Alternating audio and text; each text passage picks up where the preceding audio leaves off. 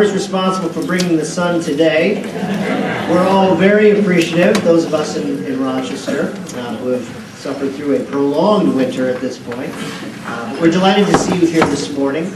I will remind you that lunch today, for those who have signed up and are interested, is at noon.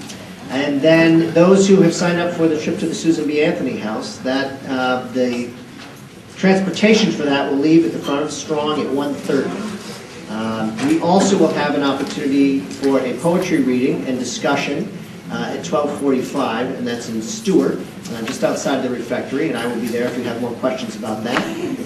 We would be delighted to have you enjoy that as well. I want to introduce Dr. Melanie May, who will do a formal introduction of Dr. Mark Braverman. And again, thank you so much for coming this morning.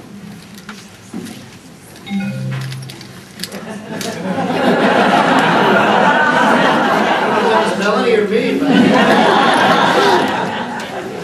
We won't figure that one out time. Good morning. And welcome to day 2 of the Stanley Stuber lectures. I am delighted to offer a brief word of introduction both of our lectureship and of the 2013 lecturer.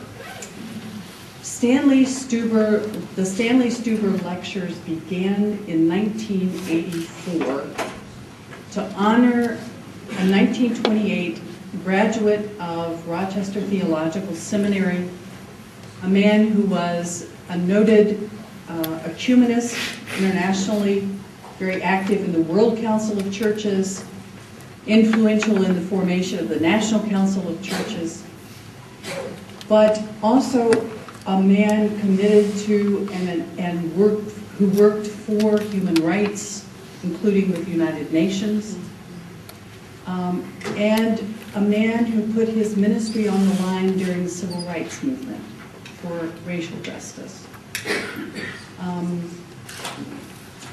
A Baptist pastor who was a man of the worldwide church and indeed of the worldwide struggle for human rights and for peace with justice. His children, to honor him, began this lectureship in 1984. And I realize we haven't introduced you properly to the group. Just stand briefly. Ross and his wife, Eva, Sylvia and Walter and Lois and Kenneth. If you would just wave your hand.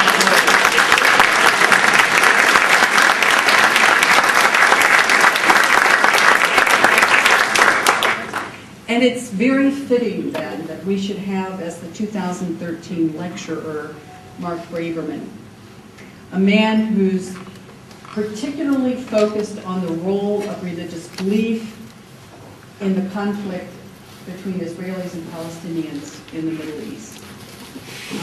Mark is the grandson of a 5th-generation Palestinian Jew who traveled to Israel, Palestine in 2006 and had a metanoia experience about which he talked yesterday.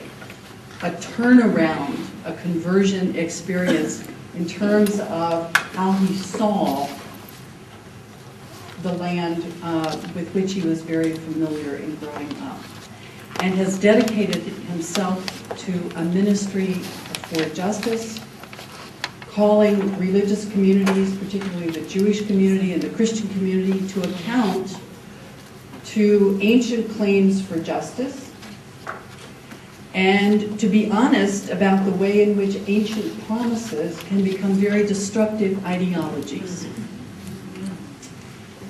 A challenge to the churches. Those of us who were here yesterday heard that. We will hear more of that, I'm sure, this morning. Mark most recently has been engaged with Kairos USA, and he will also say more about this Kairos moment, this moment of truth in the Middle East conflict. So we welcome you, Mark. Welcome to all of you. Thank you to the Stubers.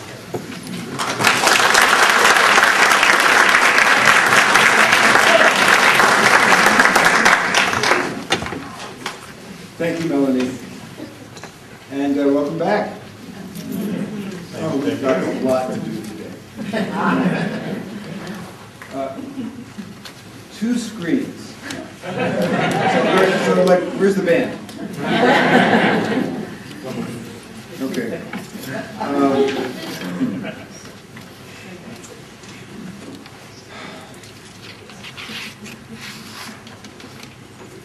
The reason that I have the slides ready, I do this with some hesitation because I find that slides tend to distract and they often tend to sort of knock me off a little bit, but I would like to, at some point, have the opportunity to show a couple of slides as we talk about the Kairos documents and Kairos theology in particular. I'd like to give that to you.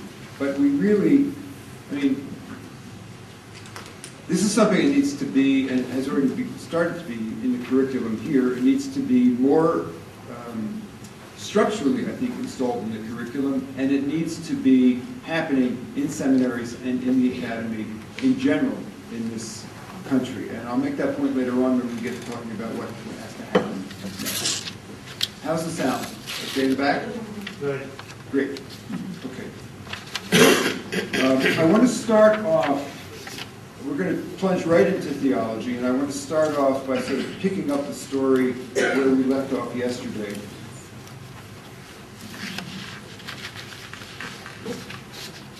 When I recall, I had been to Sabio. Naim Atik and the people of Sabio had helped me figure out, finally, at the ripe age of 58, who I was and what I was supposed to do. I came back to the United States after that trip, just full of feeling and full of passion, ready to talk to my community.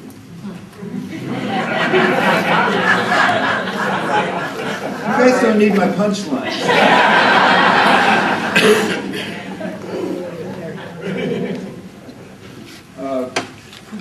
Suffice to say, the doors of the synagogue did not fly open. Welcome. But the message was, look, the story we've been told, it's not.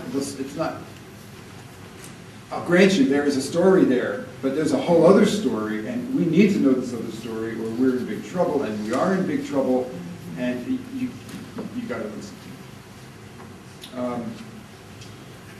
So, I mean, one of my first experiences of that was I was at a family function. I think it was a bat mitzvah. My cousin's kid was having a bat mitzvah, and I ran into. She was in Buffalo. Okay, it wasn't far from here, and my uncle used to teach at SUNY Buffalo, and so I met a young friend of the family, a young rabbi. He looked to me like he was like having his bar mitzvah. Nice guy, very open-minded, and of course, I just.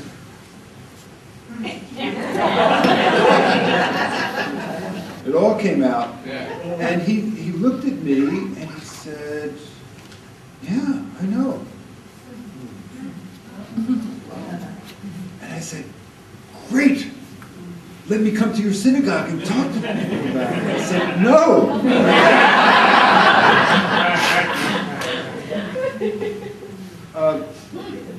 I think it was not soon after. I'm in Birmingham, Alabama, and I'm sitting with a Methodist minister, older guy, white guy, and I'm saying, I can't get into the synagogues. He said, look, suppose you're a minister in Birmingham, Alabama in 1960, whatever.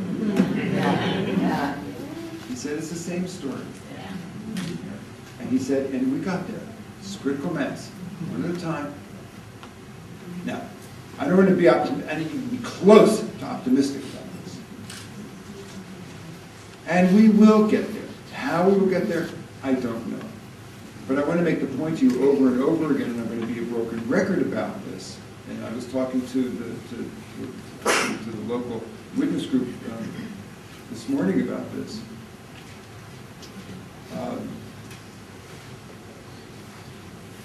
The psychological, historical, and what have you factors that are keeping the Jewish community where we are today in this country are deep.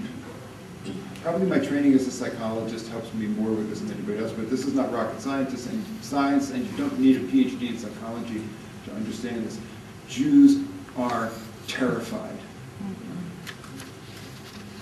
And we have this very deep fixed notion now, which does not go that far back, that Israel is part of who we are. I mean, sometimes people have made the argument that, because, and I'm sure you'll understand this if you're not Jewish, that there seems to be kind of an emptiness or a lack or a hole in what it means to be a Christian or a Jew. And Muslims tell me this as well, that somehow the religion, the religious institution, the liturgy, the establishment is not doing it for them anymore. It feels empty. There's a spiritual gap. There's a spiritual emptiness. Something needs to come to replace it. Well, I mean, lots of things can come to replace it. Consumerism can come to replace it. You can inject a spiritual technicolor into that. You call it prosperity theology. All kinds of things can happen. What's happened, and sociologists and theologians talk about Judaism is that it's Israel. It's become our new religion. So, to be identified as a Jew means to love Israel. And then, of course, there's the terror, which is to be a Jew and not have to worry about packing your bag and running for your life is to have Israel. Whatever that is, it doesn't matter. It's not your problem anyway. It's our problem. And from what I can see, I don't expect it to be fixed very, very quickly. I think for it to be fixed, we have to psychologically, we've got deep, deep work to do to recover from the trauma of 2,000 years of feeling marginalized, hated. And we're not doing that work. In fact, we're doing exactly the opposite. We know in psychology that the real injury to people and collectives who have been traumatized goes deeper than the hyperarousal, the sense of the numbing and the sense of being afraid of everything. Those feelings tend to go away after a while and people appear to return to normal. But if the stuff isn't dealt with, there's a deep injury inside. It has to do with the ability to trust. It has to do with the injury to the sense that the world is a safe place and I can rely on my fellow human beings. What has happened has challenged that. For some people, it challenges that they're found. It challenges their faith. It's deep. It has to be repaired. Even when it is repaired, the scars are there. It doesn't change.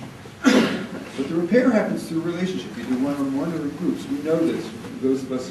Many of us who have been involved in different kinds of situations where there's been a trauma, an assault, an injury, and you work with it to heal. It's a treatment of choice. We know what the treatment of choice is not, to deal with this injury to trust and to connection. The treatment of choice is not to take that person or that group, put them inside a fortress, build the walls really high, put soldiers on the wall and say, it's not safe out there, trust no one, will protect you. Okay? That not only does not heal, it actually tends to make it worse and to reinforce it. And that's Israel.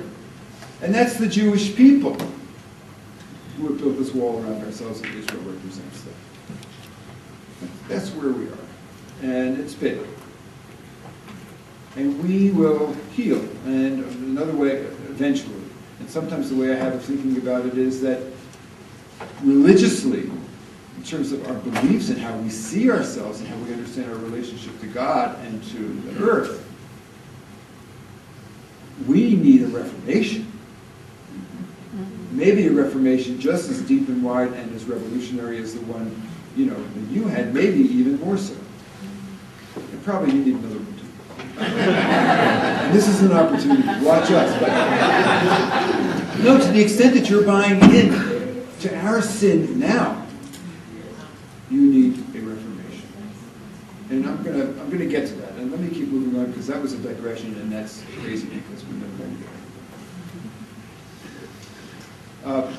The point I want to make is we have our own work to do. So do you. Confronting this situation is about the church putting its own house in order. If you wait for us to do our work, you're going to wait too long.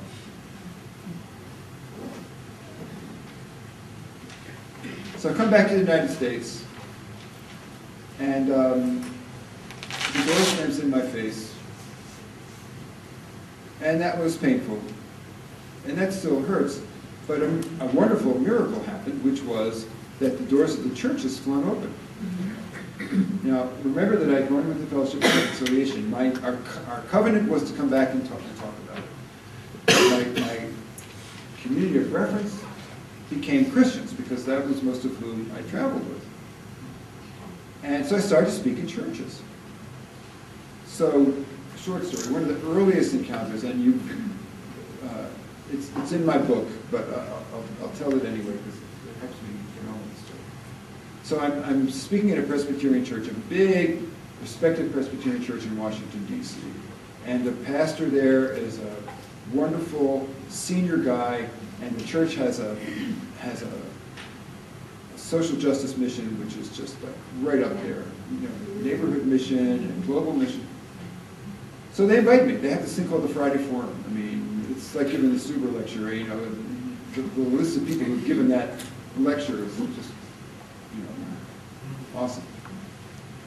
And so I give my talk, and the pastor was there, and he comes up to me afterwards, and he said, "Thank you very much, and I really agree with you, and I admire your courage and passion, and all that stuff I always get." And he said, "But I think we have to be careful about the sensitivities of Jews when we talk about this stuff." Now, this is one of my first talks, so I was a little naive about that. But I think I knew what was coming, and I said to him, "What do you mean?" He said, "Look, I have spent my life studying Christian history and church history. And as a Christian and as a pastor, I feel responsible for the Holocaust." I said, "Okay, good, I'm with you. You are." That was Western Christianity. Fine, no argument. He said, "I work with a group of interfaith, the interfaith group of clergy on social justice. We've done this here locally for 30 years. I feel like this is my ministry. And we take on every social justice cause and human rights cause around the world that comes our way. But except for this one, we keep Palestine and Israel off the table out of respect for the rabbis." This was, he said, since 2004, when the Presbyterians, when the world ended for the Presbyterian Church after they passed that, Presbyterians know about it. He said, after that, we keep it off the table. So at that point, I really did have my kind of my metanoia. I mean, this was my salt of the road to Damascus moment, because I didn't know I had these words or feelings in me, but a dime dropped. And I looked at him and I said, "Pastor," I actually called him by his first name, but you know, I have to protect me.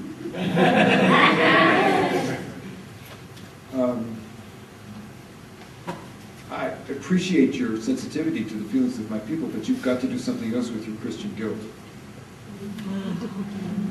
The rabbis that won't talk about Israel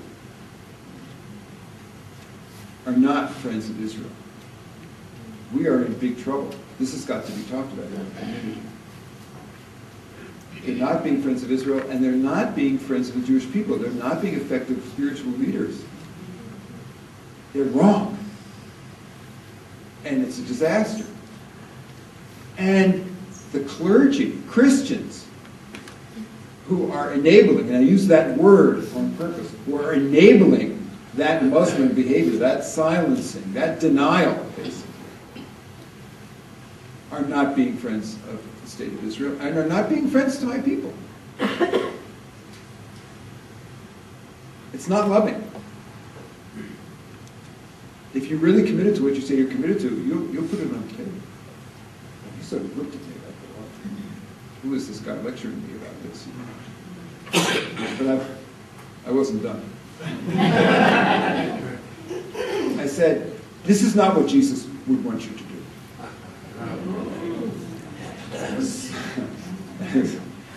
So he looked at me like, who is this Jewish psychologist lecturing me about what Jesus expects me to do?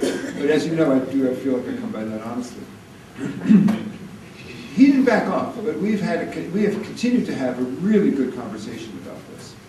I mean, in fact, the last time we met, which actually was years ago, we've lost touch, but he fed me a lot of the books that he wanted me to read that ended up being in my book, which I critique.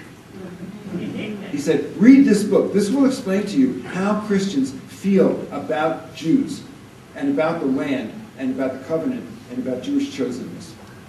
And he was giving me the books that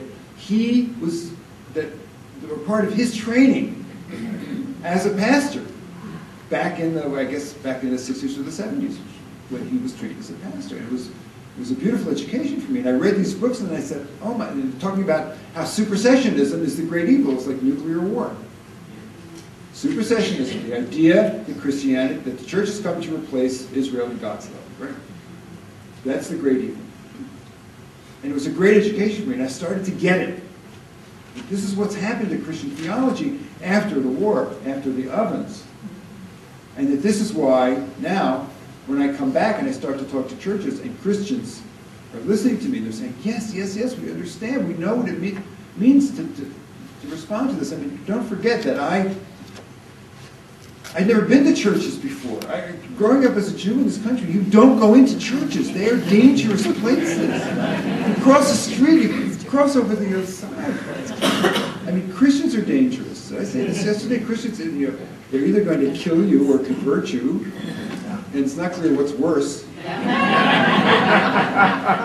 So all of a sudden I'm in churches, and I'm learning about, and this is the churches that I'm going into anyway, I'm learning about what a church really is, and it's not about going to church on Sunday, hearing an empty sermon, and going back to your life. It's about discipleship. It's about Matthew 25. It's about going out into the world and doing good, and dealing with the hungry, the widow, the orphan, the poor. So Christians got it when I talked about Palestine, except for, no, we can't go there. And I found that this was almost universal in my experience. And I was at the churches where they would be the most. So I got it. And when I had that conversation with the pastor, I realized that this was my place. This is what I was supposed to be doing. Confronting this issue. And I started to get more and more deep into it, I started to learn theology, which is why half the book is theology. I didn't know I was going to write a theology book. And to say this here, people would say to me, wow, you're a theologian. You really get this theology. I said, no. I've never been trained in theology. They said, yes. And it's true, isn't it? I mean, you really have to just get to the basics. And I was approaching it very fresh, with a clear reason for wanting to understand something and having a clear question. And that's what doing theology is. Right? You've got to have a question. You've got to have a reason, a passion for wanting to understand something. Then you do the theology. And that's where the good theology and the real theology gets done. And we'll talk about some of that. We'll talk about kairos. Because all theology is contextual. All theology has to do with a real situation that you're trying to deal with. Because theology, it's misnamed, really. Theology is not the study of God. We're not studying God. We study God. God is God. Theology is about trying, in our own human way, to understand what it is that God wants from us, that expects from us, what's our responsibility here with respect to our fellow creatures and the earth. That's theology, so it's kind of misnamed, but it's clear that that's what it is. And you do it, and you keep doing it in conversation with history and with the science of the times. So I went off to do that, and I started to look into this. And what I learned was that after World War II, the Christian world stood before the ovens and said, what have we done? What ensued? And it started in Germany, but it spread quickly across the Western Christian world. Roman Catholic, obviously with Vatican II, and Protestant denominations. To really a fundamental revision of Christian theology, to say, how can we preserve Christianity, but get rid of the toxic, sinful anti-Judaism that has somehow infected religion. good thing. And then how can we then turn to our Jewish brothers and sisters and reconcile with them? You know, it was a penitential project as well as being a theological project in terms of, well, both really. We have to look inside ourselves, see what was wrong, fix it, and then beg for forgiveness and try to rebuild or build a relationship, a new relationship. All good. I mean, I talked about that yesterday. That's that thing that's over here. There's a problem with it. The problem with it then is, and I'll try to do this quickly, what Christianity had to do at that point, out of its shame and its guilt and its horror, was to look deeply inside and say, what is it about us and our church and our faith that went so terribly wrong? And it's deep and it was profound. And you didn't do it. What you did was you said, let's make it up to the Jews. Let's fix things with these people that we've hurt so badly. And so the theology turned to the Jews. You know, we threw the Jews under the bus, right? We said, they are damned. They killed our Lord. They rejected God's gift. Their suffering is proof that they are punished by God, etc. But that's not true. In fact, it's the other way around. God loves the Jews best. That covenant with Abraham is in force. Did I say that? Did I say this yesterday? And by the way, there's a real estate clause.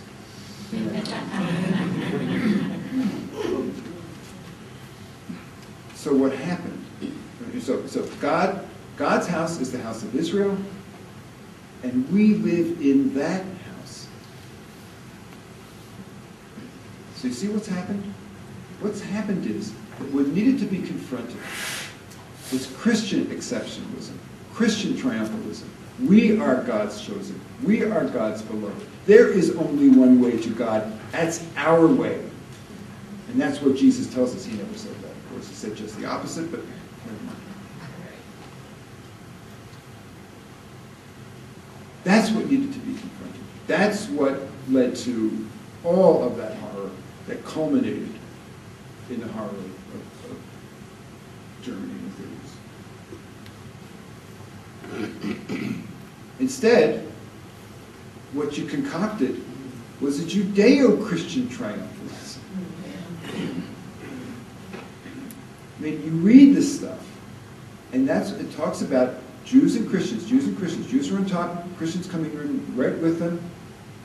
Aren't there some other folks out there somewhere? And that's the theology. So it's like Christian triumphalism on steroids, and the language is Zionism. So not only did you miss the boat, but you've compounded the sin. And, you know, I saw this clearly. The other thing that happened was that I'm reading about supersessionism or replacement theology, and this is bad, it's bad, it's bad, it's bad. And I say to myself, well, yeah, I see that what was done with it was bad, but let me understand this again. Supersessionism says that Jesus came with something new. And that something new, as I understood it, opening up the New Testament for the first time in my life, that something new had to do with taking my wonderful tradition and saying, this is not just for one family and one tribe, it's for everybody. And I'm thinking, that's supersessionism? Sounds pretty good to me. Especially given the experience that I just come from. You know, Jesus comes to Jerusalem on Palm Sunday. It's the final, I shouldn't say it's the final act, right? It's not the final act. It's the final act in the drama that is recorded in the Gospels. And He stands before the temple with his disciples and said, did I go through this yesterday? He stands in front of the temple and says, this is coming down. And, destroy this temple and I will build it up in 3 days. At another point he says, not one stone will be left upon another. And his disciples, of course, who are straight men and completely clueless, say, Master, Herod's been doing this massive remodeling project for 46 years. How are you going to knock it down and build it up in 3 days? And then the narrator in the Gospel of John, just so like we're 6 years old so that we understand the theology, says he was speaking of the temple of his body of Christ, one humanity, one communion, united in total equality and compassion. So Jesus was making a political statement. He's saying this temple, which represents everything else, which represents greed, which represents the 1% and the 99%, everything that's wrong with what's happening to us, the betrayal that the Jewish kings and the Pharisees and the scribes and the priests, the way they're betraying the Torah by buying into this is coming down to be replaced with my kingdom. It's my body. It's a totally different order.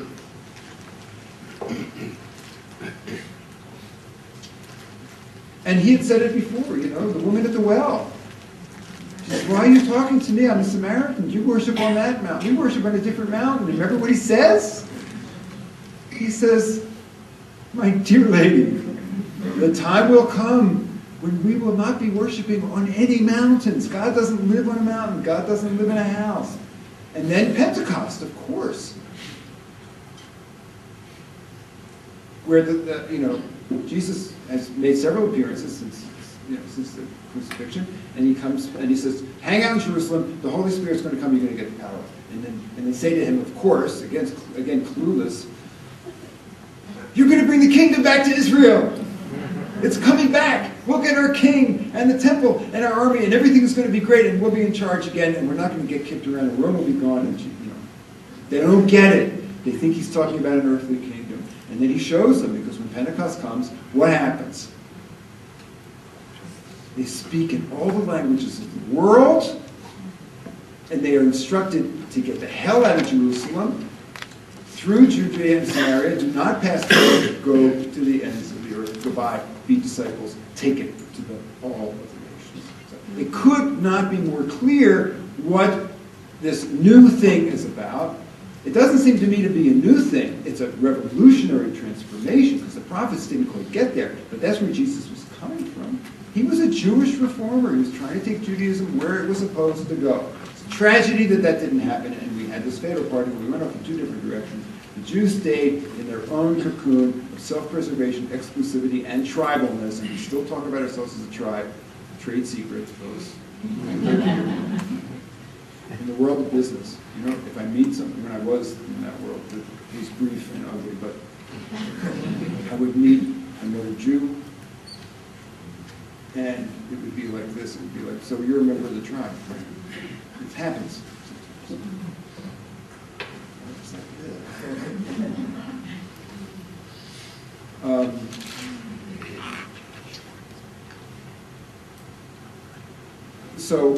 And Christianity, of course, went off, and within a couple of 100 years, you know what happened. You bought right back into it. So we're all, I think, faced with an opportunity now to fix what's broken, to fix what the Jewish religion was never quite able to get to. I mean, rabbinic literature in the Middle Ages, there's great stuff in it. We're still trying to get there. But something incubated, and now we see the results of it. And for Christianity, I think it's an opportunity to take a look at, you're part of this. You are collaborating with this. And the church, again, I'll make the case over and over again, has the power to fix it, because you've done it before. You did it here with the Civil Rights Movement, done it with South Africa. You can do it again. But it requires that beloved community, that church within the church that says, we are the real church. We are the real church. We're talking a bit more about South Africa and civil rights, and I think that's really where you get that sense about what it means, and go back to the idea of the beloved community and the church within the church. Because what it is King talks about this in the letter to the Birmingham jail. At the very end, he says, this is what the early church was about. It was about, grassroots organizers huddling in their living rooms, with the threat all around them, saying, we know what's right, we're going to fix it, we are going to preserve what it means to be with God in the midst of this horrible system that we live in. That's the church, ecclesia, and gathered. So I saw that and I thought, if this is what Christianity is about, then supersessionism is a good thing. Let's call it something else. Let's call it growth. Let's call it development. Let's call it maturation. Let's call it finding God.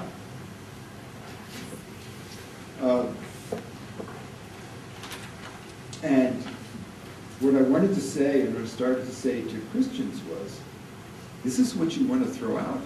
This is what you want to renounce in the service of your own penitence, to purify yourselves, which is often what some of the early, the post-war German theologians talk about. It's how can we be purified from our sin?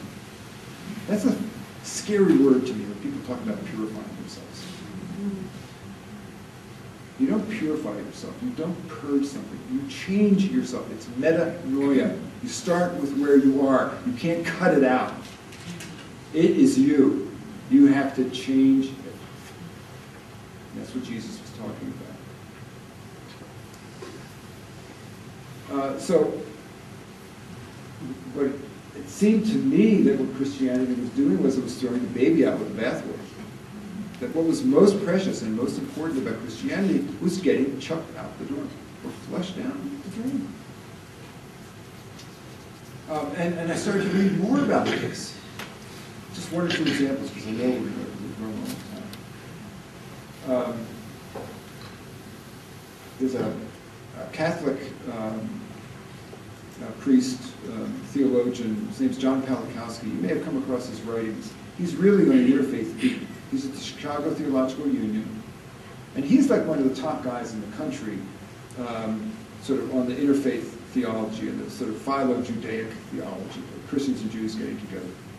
He wrote a piece, it's in like the 2009 or 2010 edition of Cross Currents, which if you know that journal, it's sort of this kind of progressive journal that has a lot to do with interfaith and interreligious studies.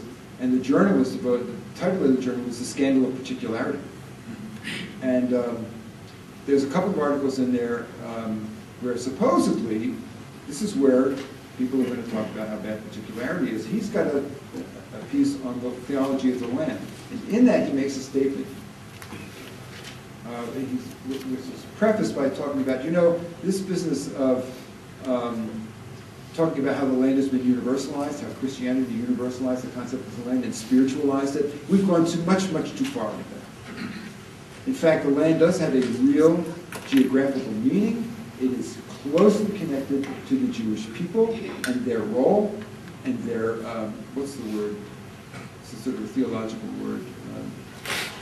The covenant with the Jews or something like that. And we have to honor that. We have to honor that. We've gone too far.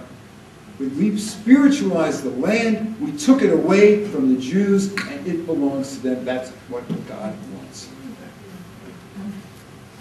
And then he makes a statement that I think I've got almost verbatim. He said, and remember he's Roman Catholic, the 1993 recognition of the State of Israel by the Holy See was the last nail in the coffin of replacement theology. Get that, okay? Recognition of Israel corrects replacement theology. Could not be more clear. That's what was done. And the Protestants have done the Protestant equivalent of the same thing.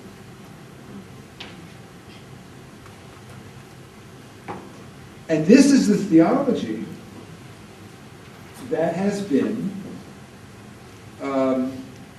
the mainstream Roman Catholic, mainline Protestant theology that's been basically in force probably since the 70s or before. That's what's in the schools. That's what clergy are educated there may be lip service now to issues of human rights for Palestinians.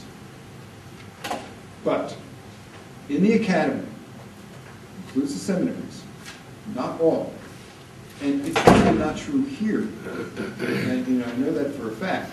I know what Melanie's teaching in her classroom. But in a lot of places, and I would say the norm, and sometimes it is a norm that is defended militantly, there are red lines.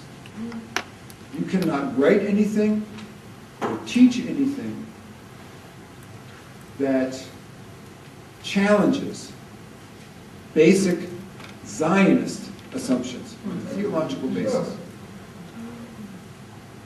Again, you can make noises about human rights of Palestinians, but you can't cross a line that would challenge the basic idea that the state of Israel needs to be a Jewish state and that there's theological rationale for that. And it is presumptuous and wrong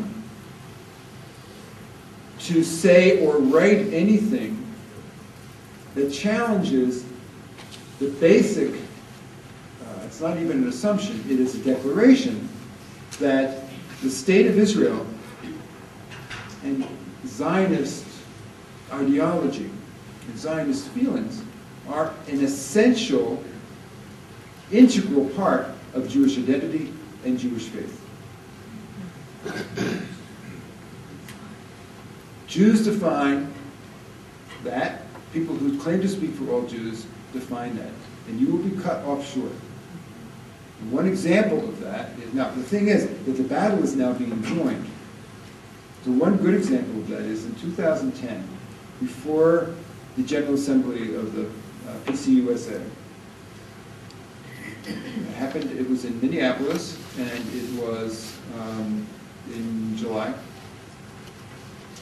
And there were a bunch of overtures that were going to be considered. There were the divestment overtures, because God bless them, Presbyterians have gone back into the breach, every year since 2004, trying to divest from Caterpillar already. And they'll get there. But this time, again, the denomination, to its credit, had commissioned a committee, a group, to spend 2 years studying this. What's going on with what is going to be our denominational position with respect to Israel and the Palestinian question. They spent 2 years over there and over here, fact-finding, interviewing people. I mean, they interviewed me in the presence of a couple of pastors who wished that they could have superseded me right out of the world. And they came up with a report, and it was a good report. And the report, I didn't get it got circulated a little bit.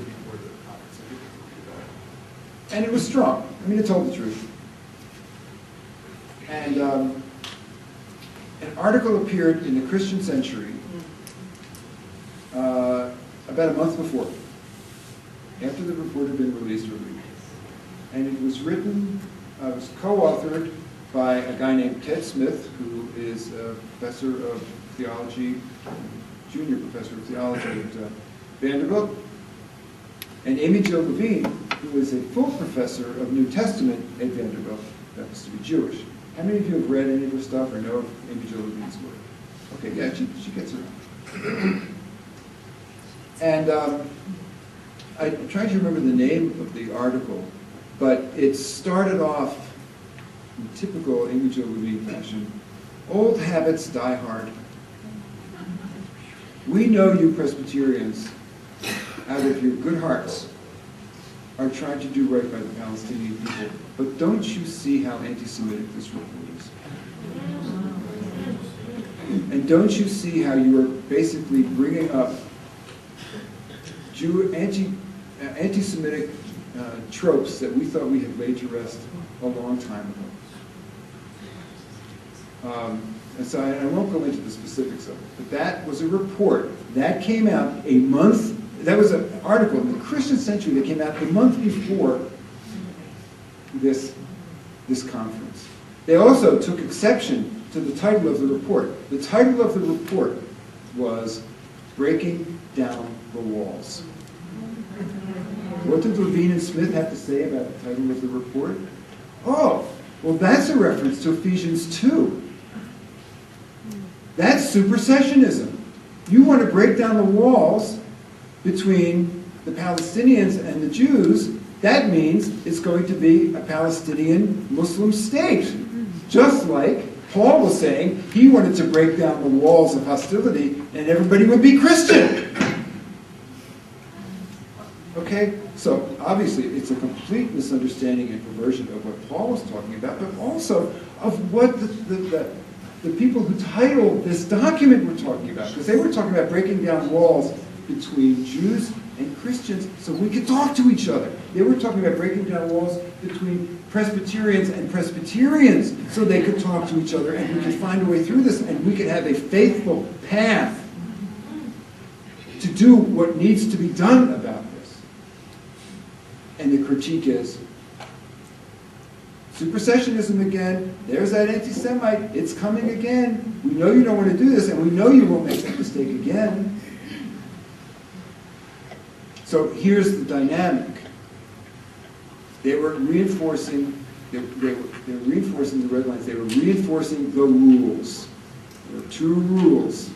The first rule is you don't mess with Zionism. We get to say, we who define ourselves as the Jewish establishment, or sometimes we're established in your establishment, we get to define that. That's the first rule. The second rule is, don't do anything that presumes to question how we Jews experience ourselves. Jewish self-perception and self-experience, as we define it for all Jews, is absolutely sacrosanct and sacred. Your theology has to fit that with respect to Zionism, Jewish experience. Those are the rules. They are red lines. Nobody has written them down. That makes them all the more powerful. But by God, they are in place. And you have not encountered them yet here at RCDC, right? But you will. You keep going, and you keep raising the profile of what you're doing. And you'll get some pushback. And one thing, again, I'll say this again, one thing I learned from the South Africans was that this is going to be a church struggle. And it'll be a struggle in the academy as well. And that's a good thing. There's not going to be unity about this. Remember, the letter that was written to Martin Luther King Jr. in jail, remember the title of that letter? A call to unity. In situations like this, unity is not what you're looking for. In a situation like this, you need to remember what Jesus said in Luke chapter 12. You think that I have come to bring peace. Not at all. I have come to bring division. What he was saying was, in the Greek, I'm not going to get to those slides. The Greek means to divide things up, to make a division, to draw a line. He said, and Jesus was saying, real peace is only when you can do that.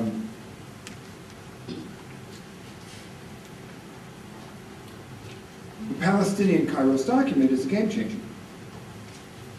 It's drawing a line. It's saying the occupation is a sin. Is a sin.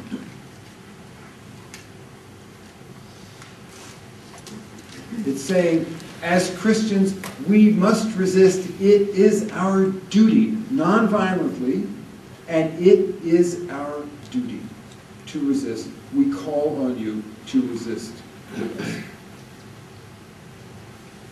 I think if I just juggle it. Oh, we have to. Oh, it's wrong.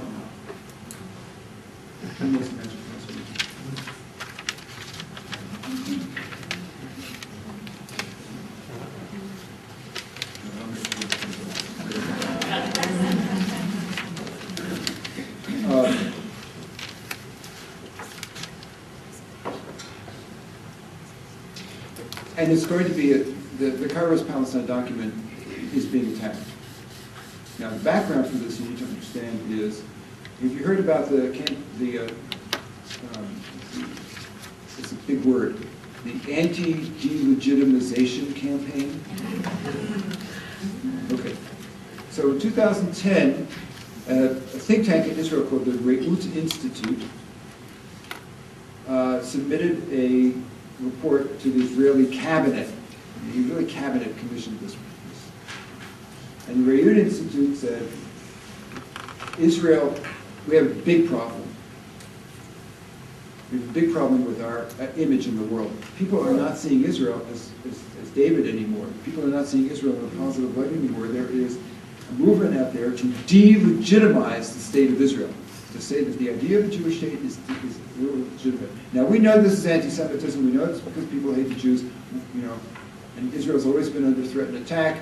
We are a tiny, tiny, poor, weak victim in a sea of hostility in the world. What are we going to do about this? We have to do something about the fact that Israel is being delegitimized, because this could be a problem for us. We lose our friends keep us going. And so they started a program against the delegitimization of Israel. When I first heard about that, my first reaction was, yes, they got it. It's working. They're realizing that people are questioning Israel's legitimacy. Now, of course, they're saying, oh, it means people want to destroy Israel. Not that Israel is not legitimate and we want Israel to be legitimate again. Again, think South Africa. But now there's tens of millions of dollars, and God knows how much more being poured in, and in various ways. One of them is through a new organization called the Israel Action Network. Look it up. Google it. It's connected directly to the Jewish Public Affairs Council, federations, that whole network that we call the lobby, that includes not only AIPAC, the political lobby, but a whole network of advocacy, religious, denominational, secular advocacy groups that are all working together closely with the state of Israel to make sure that everybody thinks about Israel in the right way, and the flow of diplomatic and financial support and political support continues. When the Kairos Palestine document came out, and it started to be studied in churches, and then when the Bethlehem Call came out 2 years later, which is to say basically a reinforcement of Kairos Palestine, and a bit stronger, because it's 2 years later and things are worse, that's really got them worried. And so Kairos Palestine, I have to say this briefly, is being attacked. It's being attacked as anti-Semitic and anti-Israel. It's also being attacked as liberation theology. Now, it's, again, the point is, we've got to spend 2 semesters on this, and it's got to be in the curriculum. Not because it's all about Palestine, but because these are very, very important theological issues, firmly grounded in how we understand text. Because so much that's valuable has been thrown out or has been invalidated, and it's in the text. And it's a way of understanding the scriptures, not just the New Testament, but the Old Testament as well. One really important book you need to read is by Gary Burge, B-U-R-G-E. This is a brilliant young New Testament scholar. I say young because he must be under 60. He teaches at Wheaton College. Oh my word. Oh my word, yes. And he's got tenure, which is a good thing. And he's one of our key people and authors for the Kairos USA document, which we're going to talk about in a bit. And he's written a book called Jesus and the Land, Old Testament Theology, and the New Testament and, quote, Holy Land Theology, in quotes. And he has crossed over. He basically is saying, look, the fourth gospel is an anti-territorial polemic. The epistles, Paul is saying the land has nothing to do with the covenant. It's detached from it. The land has become something new. And it's textual. And he's right. And he's at Wheaton College. We don't have much time to talk about this, but let me tell you that this Kairos movement that is starting here, it crosses walls. It's the evangelicals, and you cannot generalize about evangelicals. It's a broad spectrum of Christians with lots of beliefs, and they're not all way into dispensationalist right-wing neocon nuttiness. There's a broad center of evangelicals who, because they have been out in the world and are seeing Muslims and working in the rest of the world, and understand what discipleship is really about, and they get Palestine. And they're working with their theology to make it work in terms of Zionism. So the evangelicals are a big part of our movement.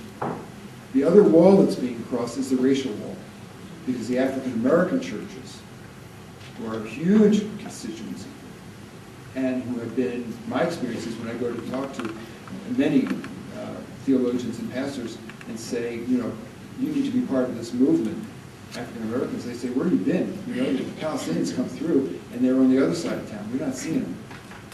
This is in Atlanta, particularly, which is completely, you got the east side and the west side.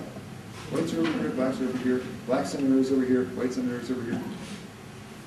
So that's another, I'm dropping that on you. That's another critical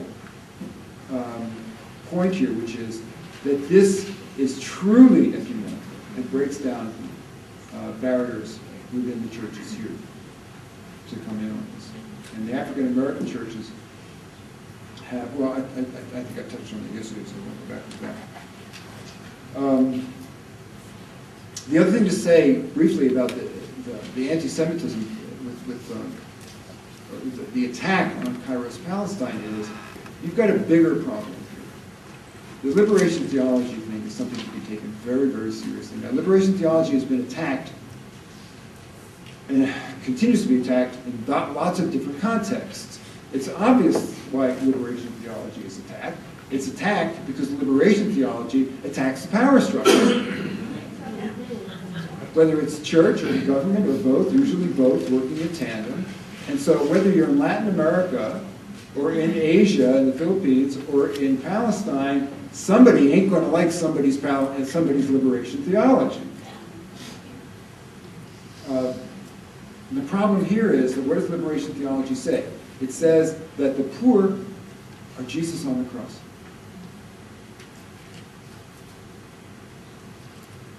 Now the problem is that in this case, the suffering man on the cross is a Palestinian. And the government that nailed him up there is a Jewish government. And the centurion that's poking him in the side is a Jewish soldier. And so the critics say, the people who are scared to death of this say, oh my God, the Jews are killing Christ again. You're bringing back the deicide charge. Now Naim Atik, who speaks plainly and uses this imagery all the time, is being accused of that. I'm just blown away by the blindness and the hypocrisy of this. To use that, supposedly to protect the Jews, to resurrect, if you excuse the expression, resurrect that hateful charge that's caused so much suffering for my people, to bring it back and say, oh no, we have to defend Israel because these Palestinians want to kill Christ. These Palestinians are saying that the Jews want to kill us, and that they're anti-Semitic, and that they want to destroy Israel. So just a heads up about that. This is getting really dirty. But we have to go back to the text, and we have to understand, like I said yesterday, liberation theology is the Gospels, plain and simple. It's Jesus' words. It's Matthew 25. What do people not understand about this? And that Jesus, when he stood in front of the temple, and when he turned over the tables, and when he dealt with, and when he talked to Samaritans, was making radical political statements and talking about radical political change that was required. It's liberation theology. It's your faith. So, what's at stake here when the Palestine-Kairos document is tagged is not Palestinian human rights, and not a particular theological manifesto of a particular group that has a case or has a cause. What is at stake here is the Gospels. What's at stake here is Jesus. Which is why this is such a critically important cause for the church. Not only because if you walk away from the Palestinians, you're walking away from your duty to be disciples, but because you are allowing theologians and activists in high positions, Jewish and Christian, to basically betray the most fundamental, essential aspects of Christianity. And, inshallah, someday of Judaism, when we realize that it doesn't make us Christians, but we have to embrace Jesus as well as our greatest prophet and as our greatest teacher. And Muslims are already there, many, as well as Hindus, I'm understanding. All right, how are we doing for time? It's 11 o'clock. Okay, so we're supposed to be on questions. And, all right, so I'm not going to be able to, what I wanted, the slides that I had ready, I kind of had a feeling it was a little bit more. The slides that I had ready, it's fine, you can access this. They are mostly about, well, here, let me show you one of them.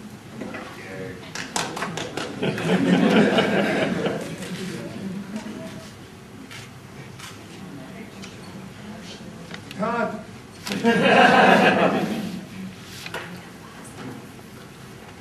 This is the way, if you were at the chapter yesterday, we had a Greek lesson. So, this is the first time that Kairos appears in Gospels. There's a couple of other times. It's usually translated time or season, and in fact, in the Greek, it means sort of that, but it's as opposed to chronos, which is linear time, calendar time. Kairos time is a time, it's God's time. It's a time when something momentous is happening that just splits open history, splits open the world, and it's an opportunity that you have better not ignore. So, time here is, the Kairos is fulfilled. We're going to talk about Evangelion, but that also is an interesting translation. And then repent. The word is metanoia. So you have this sort of pietistic, churchy kind of translation of metanoia. Repent. I'm going to be a good boy now. I repent my wicked ways. That doesn't mean that. You will be, presumably, you will stop your wicked ways when you have experienced the metanoia, and the scales will fall from your eyes, and you have experienced deep change of mind. Meta means change, different, turn around. Noia means, roughly translated, mind, consciousness, how you see the world. Right? Is that right? For those of you whose Greek is a little bit more fresh than mine. The other slides riff on that, but mostly the other slides have to do with the Kairos South Africa document, which needs to be studied. Google it and read what it says about the fact that this is a challenge to the church, that the church cannot ignore, that the church is at stake. I think it's similar, and what they mean is what I just said. It's not the church that's at stake. It's will the church be the church? Will the church be the church of Jesus? And then it talks about what it calls church theology. Most of the document is a brilliant, brilliant analysis of the church theology that has taken over the South African church and appropriated words like justice, nonviolence, and reconciliation to support apartheid. And when you read it, those of you who have been studying the Palestine issue at all, when you read it, you will be right there with what's happening now. Nonviolence is violence. Violence is defined as the violence of the resistors who are making trouble for the powers, but the structural and overt violence of the state is nonviolence. Reconciliation is, can't we just talk about it and bring the sides together, everything will be fine, with the idea that there's an equal playing field. And justice is the justice of reform. Justice as defined by the power structure that is doing everything it can to maintain the power structure, as opposed to real justice, which is fundamental structural change. That's the lesson. If we are going to have justice, we have to understand that the terrorist organization here is the State of Israel with its structural violence and its army and its overt violence, and it's basically, and I didn't say this first, it's basically genocidal intentions that have already begun to be realized. Look at Gaza. The genocide can be defined in a lot of ways. When you kill an entire generation to come by putting them in jail and taking away their future, you don't have to have death camps. Although look at Gaza. Okay. Reconciliation is, well, let's just have conflict resolution. It's worked before. It worked in Ireland. It has to work. It can work here.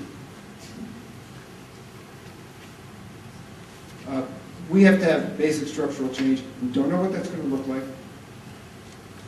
And it's not our job to figure that out. But the basic structure of an ethnic nationalist state, which with the support theologically and politically of most of the rest of the world, certainly the Western world, is ethnically cleansing and subjugating to sub-citizen status an entire people. That's the kind of structural change that has to happen, just like with South Africa, just like with Jim Crow, and just like with indigenous populations that apparently are having that struggle in Asia and other places in the world. And structural change still needs to happen in South Africa, obviously. So that's what those slides are about. So we have a few minutes. Here's just what I'm going to say very, very quickly in terms of what do we do now.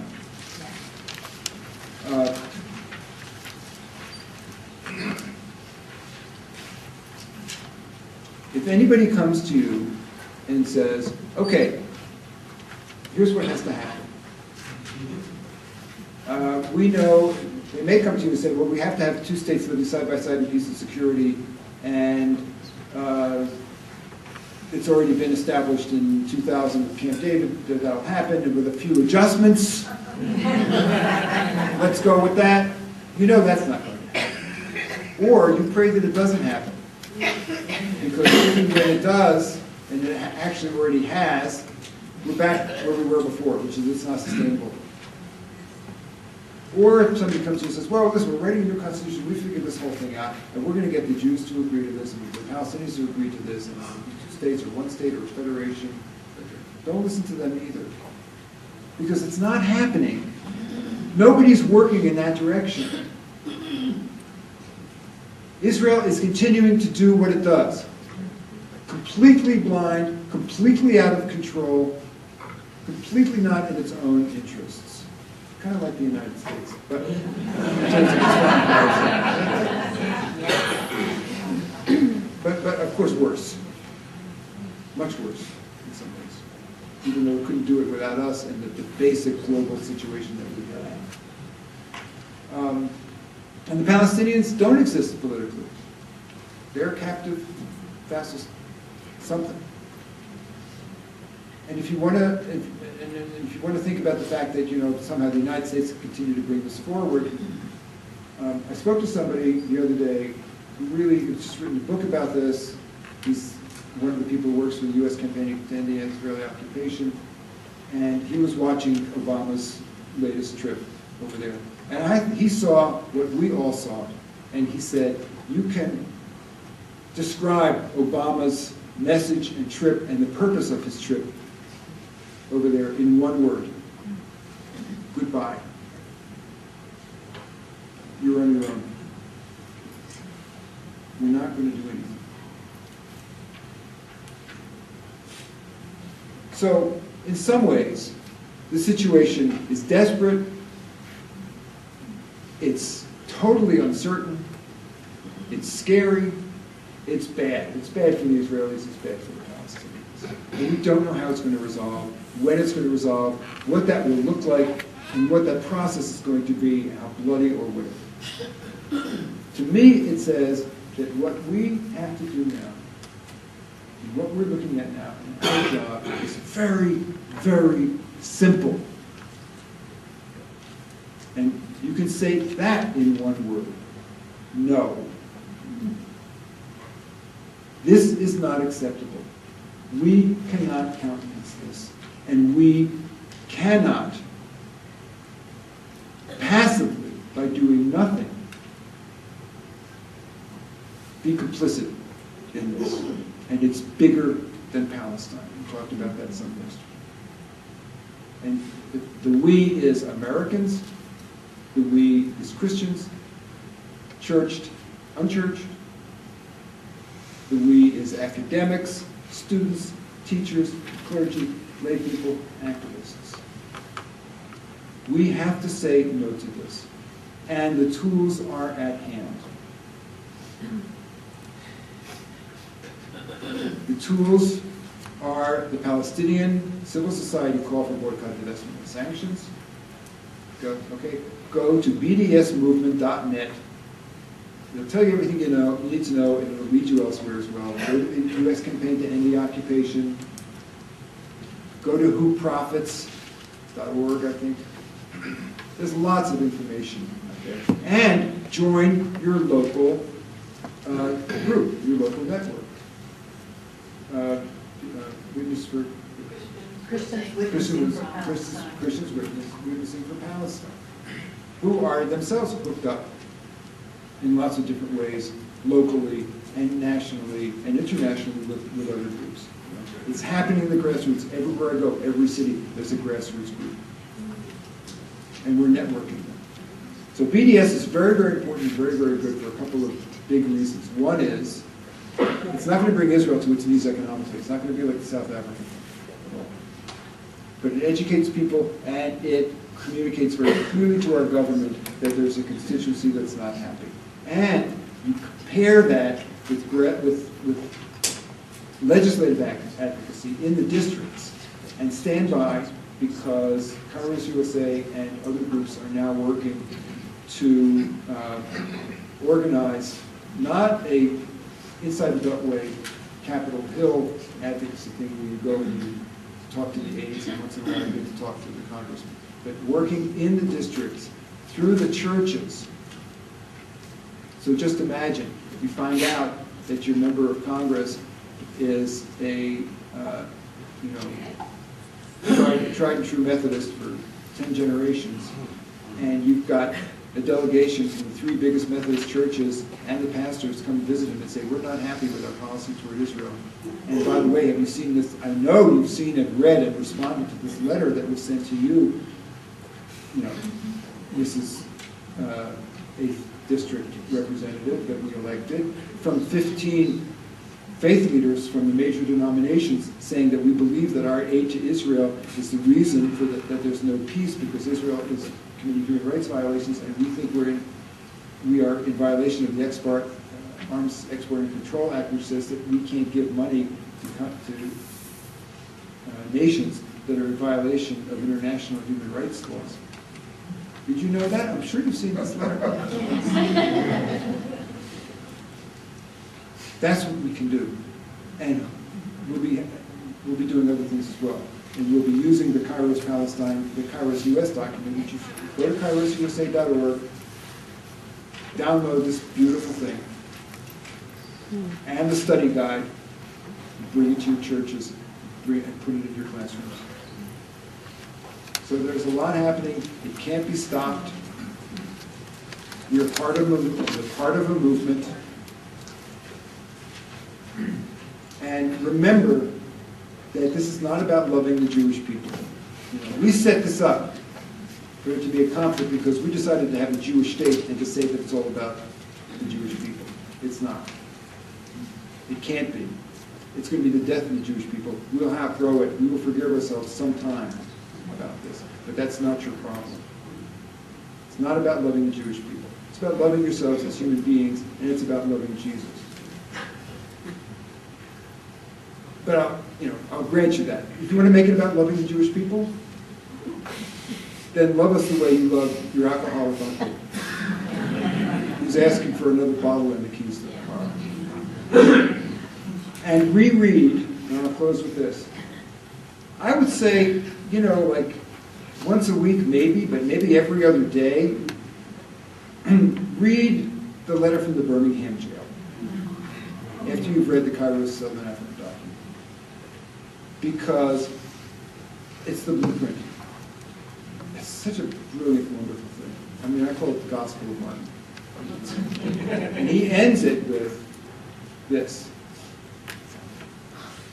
Right after he talks about how, the Christians, the early Christians believed themselves to be a colony of heaven. They were always, and they were dismissed as outside agitators, but they persisted because they knew they were a colony of heaven, commanded to obey God and not man. The judgment of God, he wrote, is upon the church as never before. If the church does not recapture the sacrificial spirit of the early church, it will lose its authenticity, forfeit the loyalty of millions, and be dismissed as a social club with no relevance for the 20th century. That was written now, almost exactly 50 years ago, the 20th century. Midpoint of the 20th century. Well, it's the 21st century, folks, and his words ring out to us today. Thank you.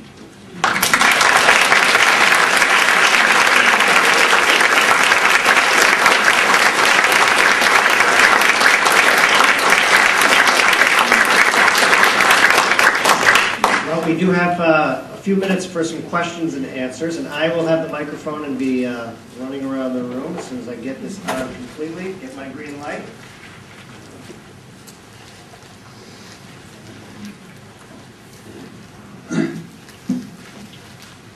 Would you say a word about Dr. Mason Kumsia, and your relationship with him?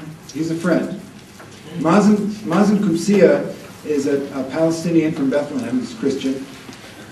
He emigrated to the United States, I guess, as a younger man. He's a scientist, and he had a position at Yale, biologist, I think.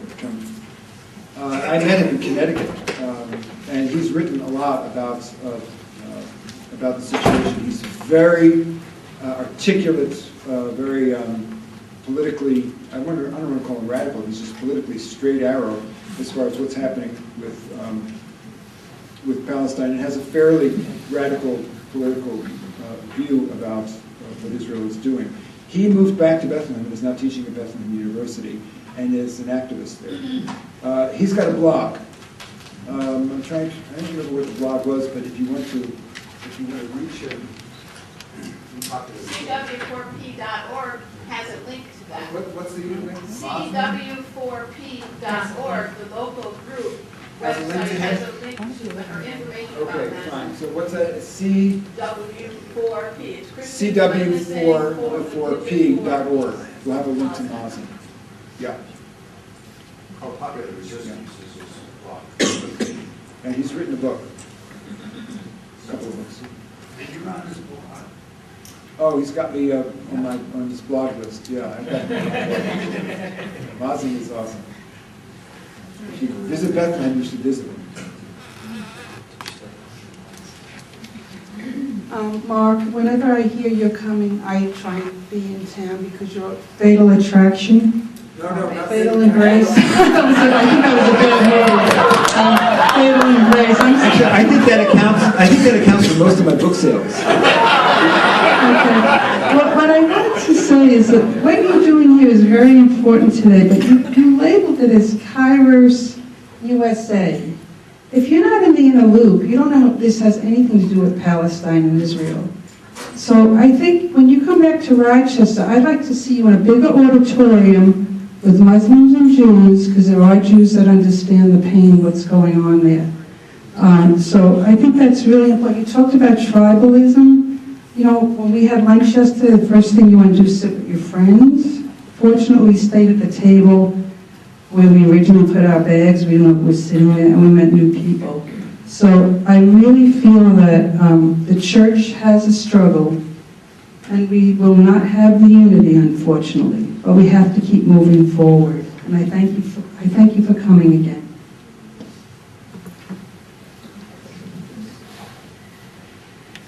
Dr. Braverman, you talked about how you see Obama's recent visit to Israel as a goodbye.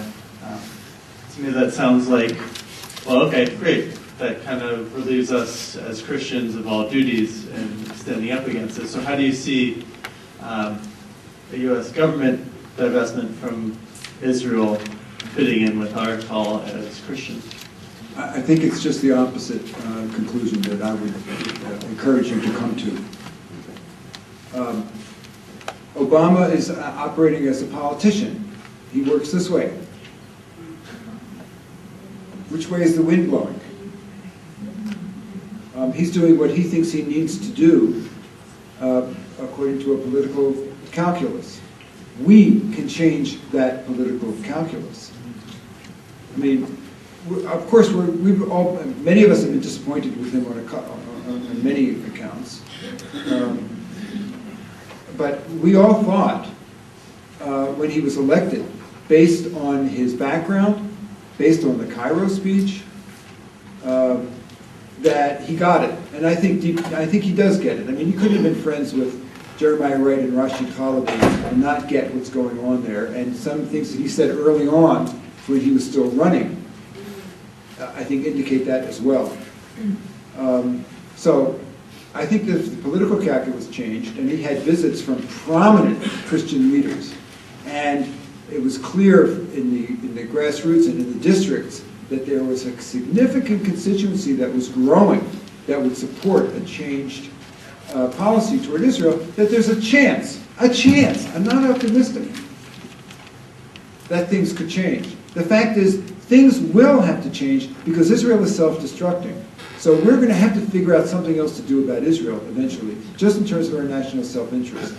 The time is now to start to build a constituency that gives the government, the White House and the legislature, some political backup, some political capital that they can use to change things. Again, it's the best we can come up with right now. I was not surprised at Obama's performance. If I were Obama, I would do things differently. But I expected Obama to do exactly what he did. He can't touch it. It's kryptonite. In his view, since Harry Truman, it's been one of the laws of American politics, domestic politics, that you have to pledge allegiance to the state of Israel, because otherwise you won't get the Jewish vote. I think both of those are not true. You know the joke, I think it started with one of the Israeli prime ministers, it might have been Begin, but it's been told over and over again, which is that somebody came to, the president comes to Menachem Begin, who's prime minister of Israel, and says, "We'd like you to be the 51st state." And Begin looked back at him and said, "I'm not interested." No, because then I'd only have 2 senators. That's our politics. We can change that. We have time for one more question. Front row. This isn't going to be easy for me. And I may be the only other Jew in this room. And I come as a woman, my name is Joyce Herman. I've worked the last 40 years of my life on anti-oppression work of all kinds, finding ways to talk and build people to be allies to oppressed groups in ways that are effective, in ways that bring us together. My response, I didn't know what to expect in your speech. And I think one of the most significant things you said early on, by the way, I have been a vocal critic of the policy, of Israeli policies, along with many of my Jewish brothers and sisters.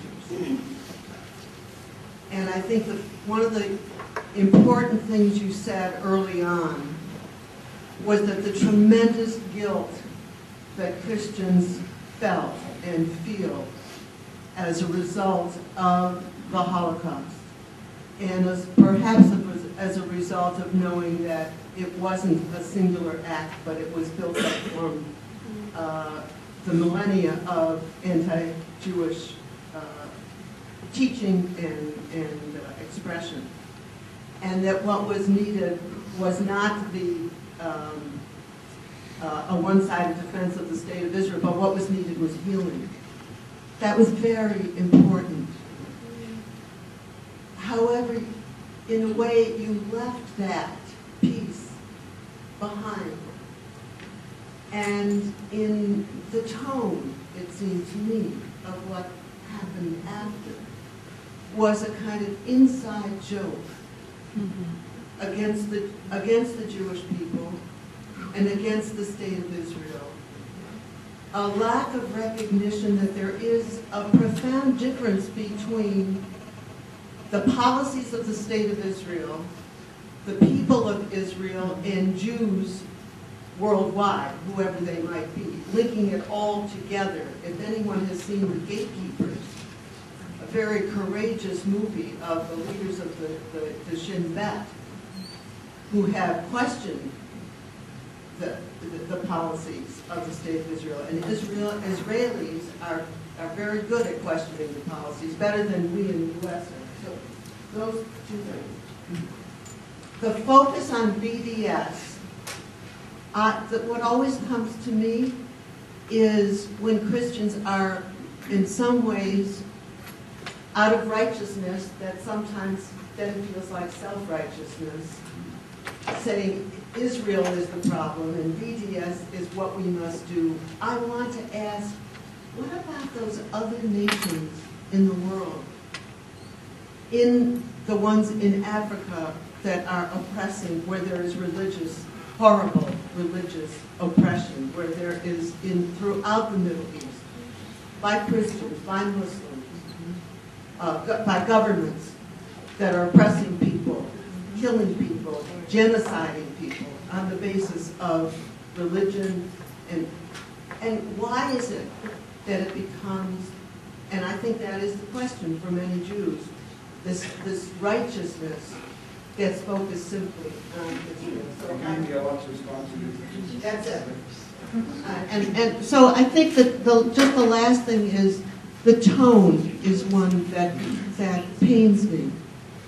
The tone is, we've got an inside joke here, and that and you love Jews the way you love your alcoholic relatives.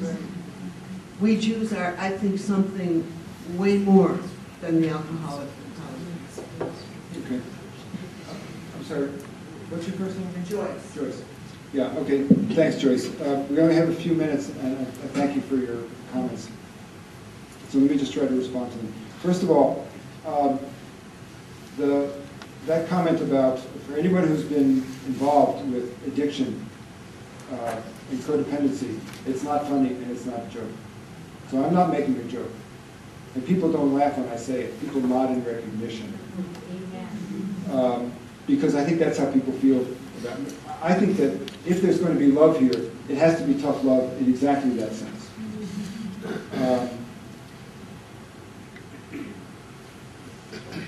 I understand very clearly that the citizens of the State of Israel are not the government of the State of Israel. And are not, I mean, technically they're responsible for the policies of the State of Israel because they vote that way, but that's really not the way the system works. Politically, Israel is pretty much of a disaster because of the way it's organized, and I see the citizens of the State of Israel as, in very different ways, but just as profoundly the victims of Israel's policies as the Palestinian people. The citizens of the State of Israel, who are now mostly, although there's some new immigrants, the second, third, and fourth generation of the first, second, and third Aliyah, the Jews that emigrated to Israel, either out of ideological fervor or because they were refugees themselves and had to get out and had to find a haven, are home. That's their country.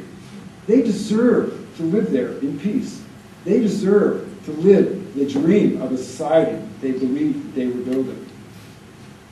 They did not know that in emigrating to Israel during all of those years, they were being used and inducted into a program that the early Zionists were planning, which was basically a program of ethnic settlement that relied on disadvantaging and basically ethnically cleansing the Palestinians, which has sown the seeds for the conflict that people are in right now, for the fact that Israelis live in a state of existential terror, whether that's rational or not, for the fact that their sons and daughters are being inducted to the occupiers, which is destroying them psychologically. They did not ask for that. They deserve to be liberated from this oppression, the same as the Palestinians. Just like the South Africans, black and white, were liberated from apartheid. And BDS is the best thing that we have. And there are voices within Israel, not many, but strong, and we have to listen to them, that are saying, please boycott us, put pressure on us, create political change. It's the only thing that can help. We don't want to raise our children in this society. Read Neve Gordon, who works at Ben Gurion University. Read his LA Times op-ed back in 2010. It's an amazing thing. Okay, so we need to listen to those people. You're making the argument that, well, why don't we boycott, Sudan or China or any other regime that is responsible for criminal activity and human rights violation? And my answer is, yes, we should. We absolutely should. But we have a special responsibility here because of the